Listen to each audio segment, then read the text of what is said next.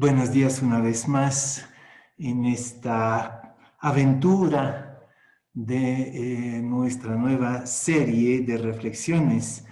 Como título, ¿se acuerdan? El título general es La fe en el banquillo. Ya estamos en la tercera reflexión y voy a dedicarme a unos artículos del credo también, ¿no?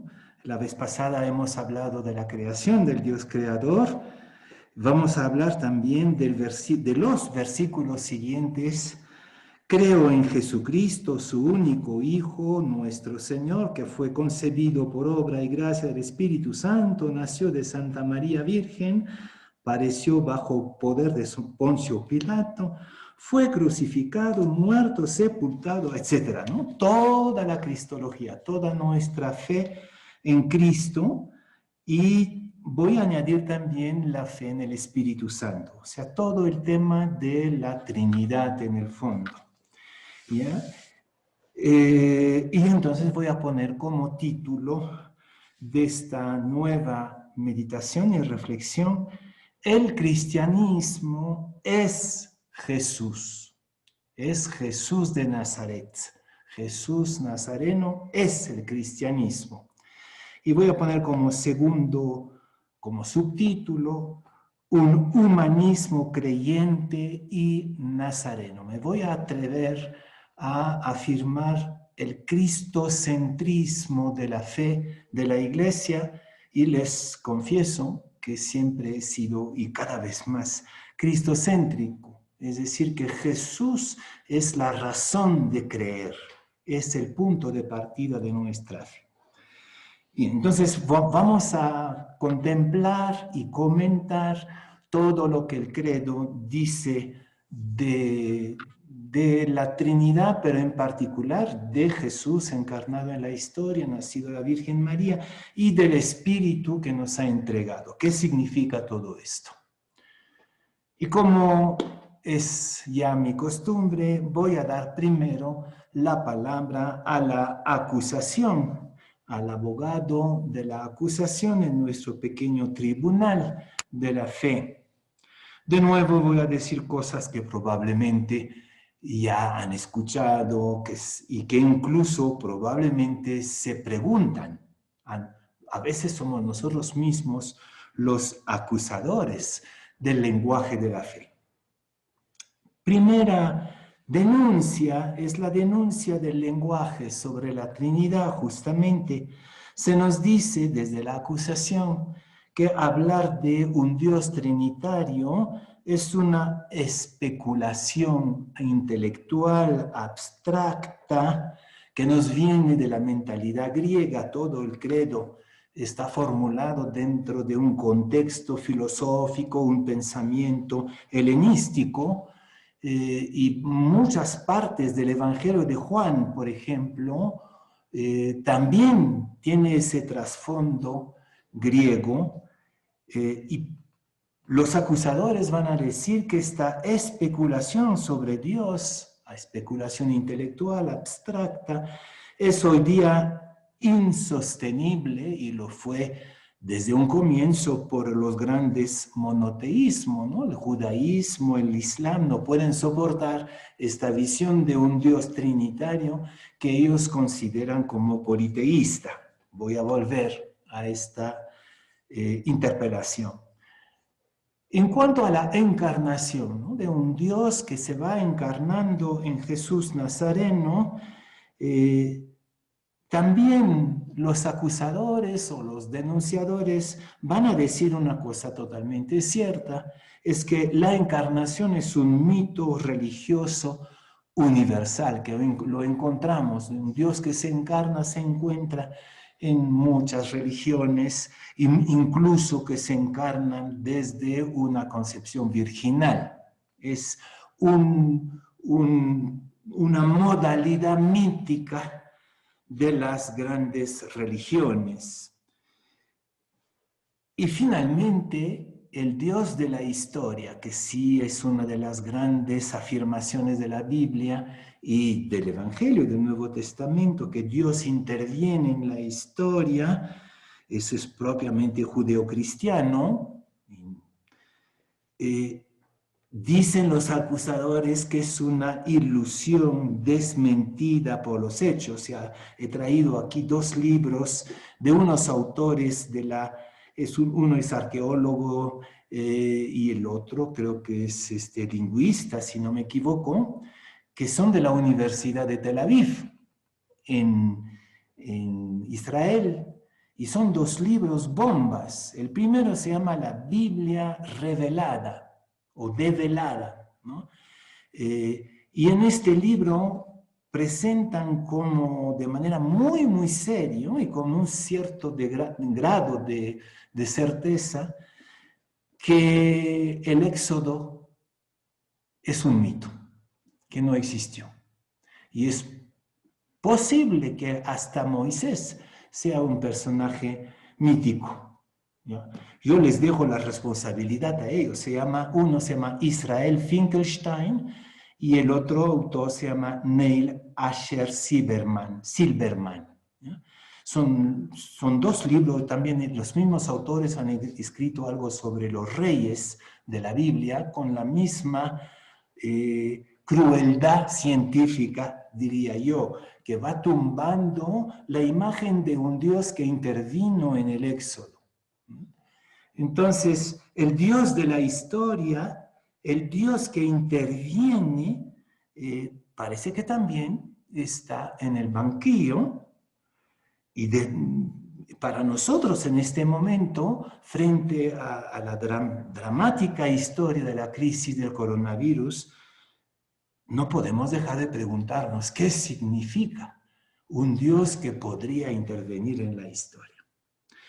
Bueno, tres acusaciones, 3 cuestionamientos tremendamente fuertes que no podemos dejar de acoger. Y creo que el abogado de la defensa, yo siempre me pongo por el lado del abogado de la defensa, me hago abogado de la defensa, lo primero que tiene que hacer es acoger y acatar la denuncia. Ya no podemos defender lo que no se puede defender, lo insostenible. Entonces, ¿qué queremos decir cuando hablamos de Trinidad, cuando hablamos de encarnación y cuando hablamos del Dios de la historia? Definitivamente tenemos que cambiar nuestros lenguajes y nuestras imágenes. Creo que el gran reto de hoy para nosotros creyentes es cambiar la imagen de Dios. Pasar de esta imagen que es a la vez de la Biblia, pero pagana también, de un Dios antropomórfico, solitario, omnipotente, a un Dios relación. Creo que la Trinidad es eso, ¿no? Es considerar que Dios no es alguien estático que tiene barba, que es varón, por supuesto, ¿no? Y que maneja todo desde su soledad. Esa imagen no. Yo no sé si Dios es varón o mujer, más bien sé que no es ni lo uno ni lo otro, ¿no? Y que lo masculino y lo femenino son parte de esta dinámica divina, Dios movimiento, Dios relación, Dios vida y no especulación. Entonces ya frente a la primera objeción del acusador, digo, pues Dios no es esta imagen que hemos recibido y heredado, sino que es movimiento. Y que cuando hablamos de Trinidad, claro, utilizamos una simbólica humana, Padre, Hijo, Espíritu, ¿no? Pero lo que queremos decir es que Dios es movimiento de reciprocidad, movimiento de amor, relación, que no es justamente potentado autosuficiente, que Dios no es autosuficiente, sino que es reciprocidad mutuamente implicado en el amor. Esa es una primera transformación de la imagen de Dios y que está expresado simbólicamente como podemos, porque somos seres humanos limitados en nuestra expresión, lo expresamos justamente en la Trinidad. Pero lo central en la Trinidad es Dios movimiento, Dios vida, Dios reciprocidad. Esto supone entonces pasar del Dios omnipotente, el Dios de los paganismos, el Dios del Islam, el Dios del judaísmo, al Dios amor, entrega, vulnerable. Y ya en el Antiguo Testamento hay esta intuición cuando se habla del Dios a la vez misericordioso y fiel, ¿no? Se encuentra constantemente en el Antiguo Testamento, en los Salmos. Dios es misericordia y fidelidad, misericordia y fidelidad. Es decir, Dios entrega, Dios amor, Dios vulnerable. No el Dios omnipotente, sino el Dios vulnerable. Y entonces paso a la segunda objeción, ¿ya? La encarnación no es esta imagen que a veces inconscientemente tenemos de la infancia, de un Dios que vino casi en helicóptero, ¿no? El padre mandó al hijo en helicóptero, pidió a María si estaba de acuerdo, pero después se fue de nuevo al cielo. Esa es la imagen de encarnación que tenemos. Hay que cambiar ese chip. La encarnación más bien, ya empecé la semana pasada a presentarlo de esta manera, la encarnación propongo mirarlo como un proceso eterno de divinización de la creación y de la historia a través de la humanidad partera, ¿no? Ayer, la semana pasada, hablaba de la humanidad partera de lo divino en la creación. Y este proceso, ¿no? Y me apoyo para decir eso en San Juan, ¿no? San Juan decía, por él todo se hizo, ¿no? Él era, él estaba, él está. Desde el origen, desde el Big Bang. El Big Bang o el pre-Big Bang es ya el comienzo de la encarnación, es decir, la voluntad divina de impregnar todo el cosmos y toda la historia y dando, eso sí es típicamente judeocristiano, dando a la humanidad un papel específico de ser partera de lo divino. Y sí, ahí para mí Jesús es la cumbre. Jesús Nazareno es la cumbre de este proceso, ¿no? Que no tiene fin, que no tiene fin. La encarnación continúa de cierta manera cuando San Juan dice al final, o por lo menos el que termina el Evangelio de San Juan, el capítulo 21, dice, si tuviéramos que escribir todo lo que hizo Jesús, el mundo entero no bastaría para contener todas las bibliotecas, todos los libros.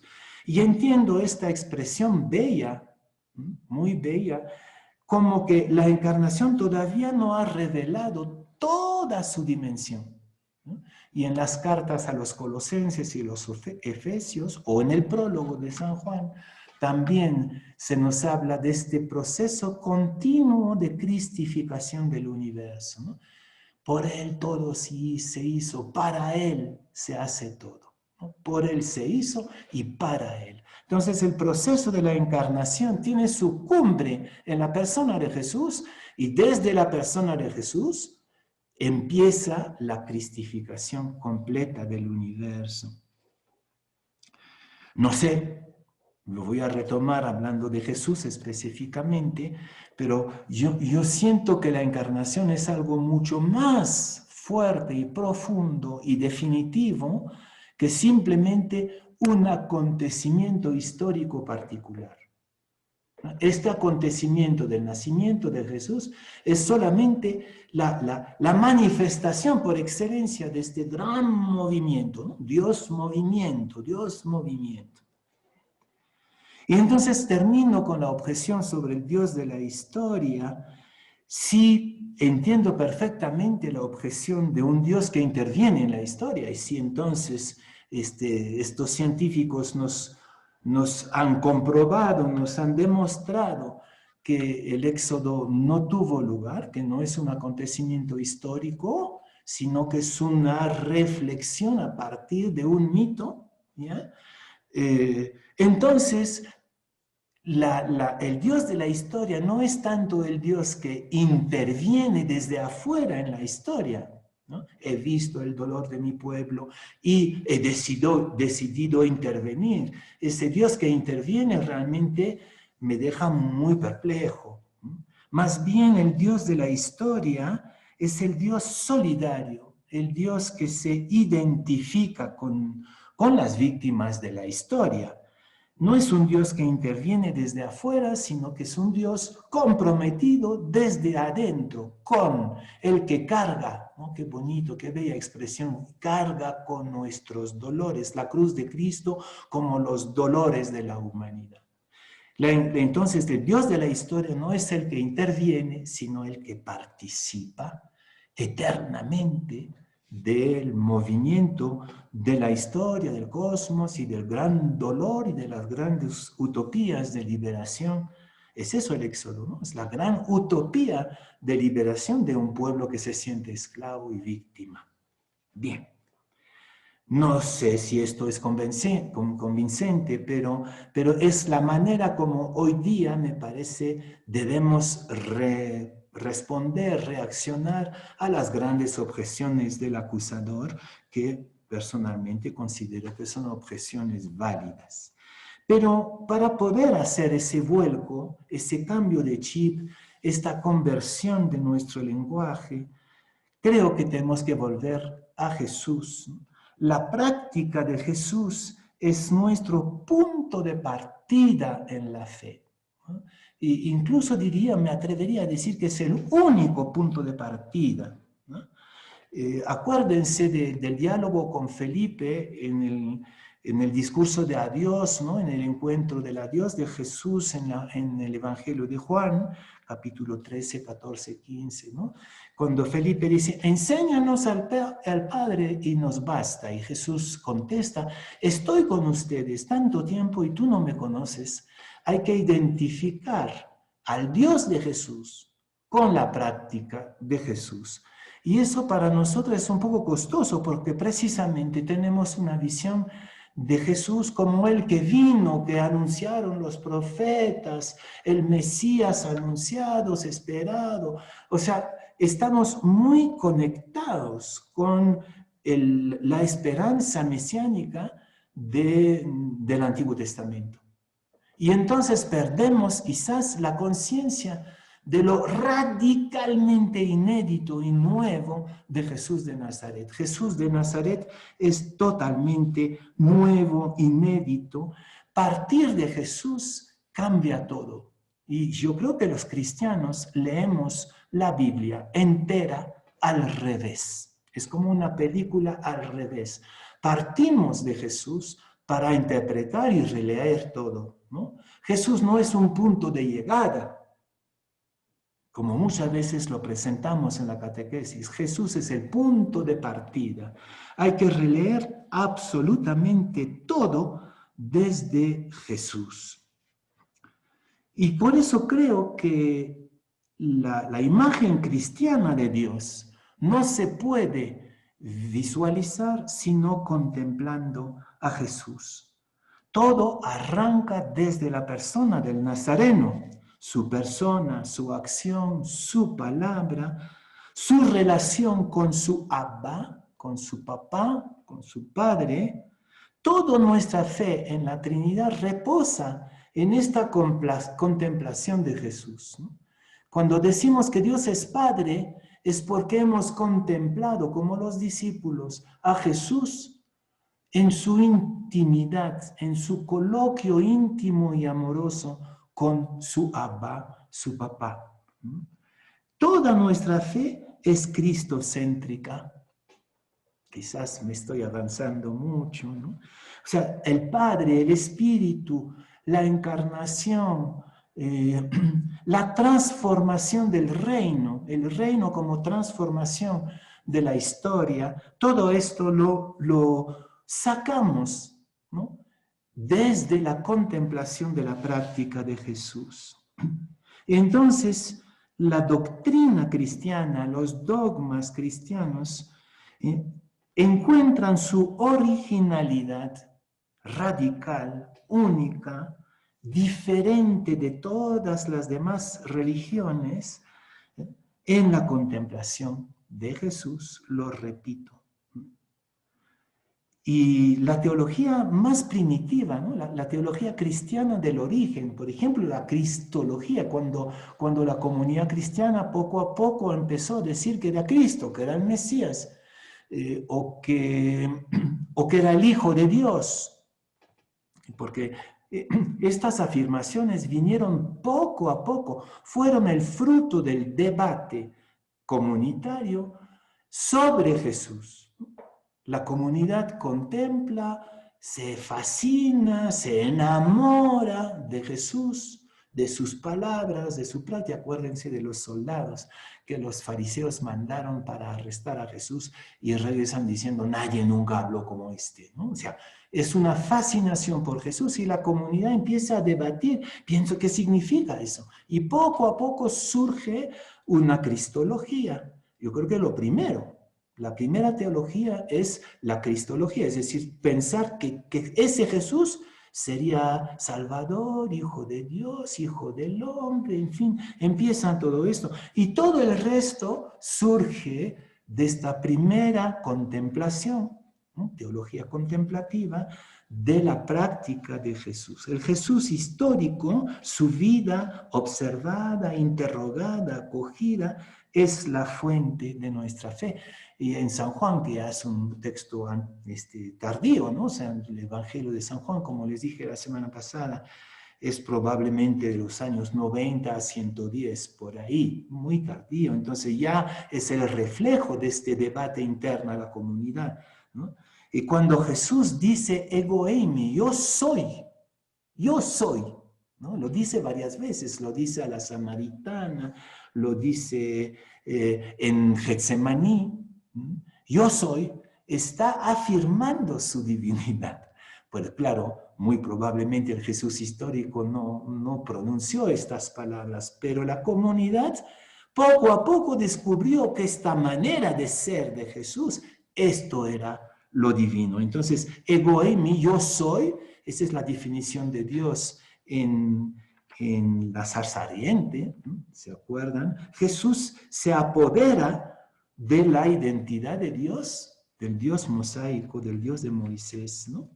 Ya, entonces, eso es el gran vuelco, es volver a partir de Jesús y releer toda la dogmática, toda la doctrina creyente, todo lo que decimos sobre Dios, sobre su Espíritu, Padre, Hijo, Espíritu, a partir de la contemplación de Jesucristo. Es lo que dice Pablo. Yo no quise saber nada entre ustedes sino a Jesucristo y Jesucristo crucificado. Paso entonces a una consecuencia de lo que estoy diciendo. Yo creo que la fe cristiana es un nuevo humanismo creyente. La encarnación, es decir, que Dios no se puede descubrir, no se puede acercar sino a través de la humanidad de Jesús. Y entonces hay que partir de esta humanidad de Jesús y no de Dios para descubrir el sentido divino del mundo. Hay que partir de lo humano. Creo que cuando decimos que Jesús es el Hijo de Dios, es una manera de nuevo poética, simbólica, de decir esta manera de ser humano, eso mismo es lo divino, ¿no? El que me ve, ve al Padre. Esta manera de ser humano, esto mismo es lo divino. Entonces, esta humanidad de Jesús es la entrada obligada para contemplar al Padre y contemplar a Dios. La intimidad de Jesús con su Padre, que comparte con nosotros, acuérdense del capítulo 17 de San Juan, ¿no? Que sean uno como tú en mí, yo en ellos, que todos seamos uno. Imposible en adelante contemplar al Padre si no lo vemos en la comunidad y si no lo vemos en Jesús, porque Él mismo pidió y afirmó que somos uno con el Padre. La Trinidad tiene que ver con la humanidad también, ¿no? A veces digo una herejía, una más, ¿no? Que la Trinidad pronto vamos a ser 4, es decir, pronto se va a abrir a todo el cosmos y a toda la humanidad. Hay un espacio para lo humano. El espíritu entonces es aquel que nos permite, ¿no? Es esta energía interior que nos permite acceder a la intimidad de lo divino a través de Jesús, ¿no? El espíritu es la energía de Jesús y del Padre que nos permite acceder a esta intimidad, incluso en ausencia. Hay momentos en que no sentimos a Jesús y que no sentimos al Padre en momentos de crisis como el que atravesamos. Incluso en ausencia del Espíritu es la energía que lo busca, esta intimidad interior. Esta manera de ser humano es propiamente divina. Y esta manera de ser Dios es propiamente humana. Y esto impregna toda la creación. Antes que Abraham naciera, yo soy, dice Jesús, ¿no? Por él, para él, todo se hizo. Y entonces me van a decir, ¿y qué de la religión? Y esa es mi conclusión, ¿no? ¿Y qué con la religión? Si todo parte de Jesús, todo desemboca en Jesús, si no podemos contemplar a Dios, sino a través de lo que la práctica humana de Jesús nos revela, entonces ¿para qué sirve la religión? De nuevo, creo que la acusación tiene que ver mucho más con la religión que con la experiencia de intimidad divina, trinitaria, con Jesús. Bueno, reafirmo una cosa que sí es una gran convicción, es el que el cristianismo primitivo era un movimiento humanista, un movimiento dinámico, histórico, comunitario, que se basaba en la práctica de Jesús, en la vida del Nazareno. Y más bien lo que solemos llamar la cristiandad es cuando este movimiento humanista se transformó en religión por motivos históricos particulares, ¿no? La cristiandad entonces se transformó en religión establecida intelectualmente, políticamente, culturalmente. Y somos nosotros herederos de esta religión. Yo le he dicho en varias oportunidades en nuestros encuentros, yo me siento parte de esta religión, necesito este espacio religioso. Pero estamos hoy en un tiempo que varios llaman post-religional, donde los buscadores de sentido, creyentes o no creyentes, necesitan despojarse del vestido religioso y rehacer el camino de su fe desde el comienzo, desde la búsqueda de Jesús. Yo creo que es realmente, en tiempo post-religional, es muy, muy urgente volver al desnudo, a la desnudez de Jesús, reencontrarnos con Él a solas para revivificar las imágenes de Dios, para reexperimentar el Padre en la intimidad con Jesús y en el coloquio comunitario. Es tiempo de una contemplación ingenua de Jesús, como si nunca hubiéramos escuchado nada de Él, ¿no? Una contemplación ingenua de Jesús para retomar el camino de las primeras teologías. Creo que sí, podríamos rehacer el proceso de las primeras comunidades que, interrogándose, contemplando, fascinándose por la práctica de Jesús, empiezan a construir su teología, su doctrina. Por eso creo que el fundamento de toda teología es la cristología y el fundamento de toda doctrina es la mística, es la contemplación.